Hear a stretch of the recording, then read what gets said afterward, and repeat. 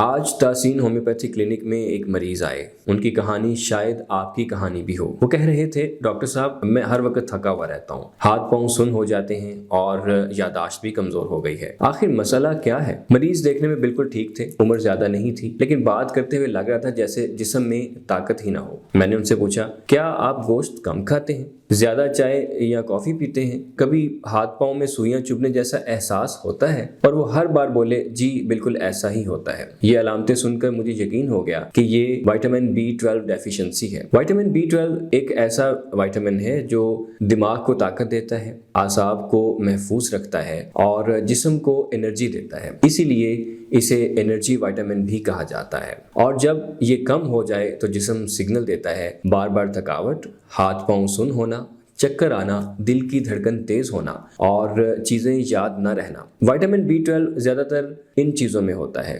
अंडा, दूध, मछली, गोश्त। वेजिटेरियन अफराद में इसकी कमी ज्यादा होती है। मैंने मरीज को एक सादा सा टेस्ट लिखा, विटामिन B12 लेवल टेस्ट, ताकि बात यकीनी हो सके। अगर आप भी इन अलामात का शिकार हैं तो इसे इग्नोर न कीजिए। सेहत आसान है, बस समझने की जरूरत है। तासीन होम्योपैथी क्लिनिक को फॉलो कीजिए।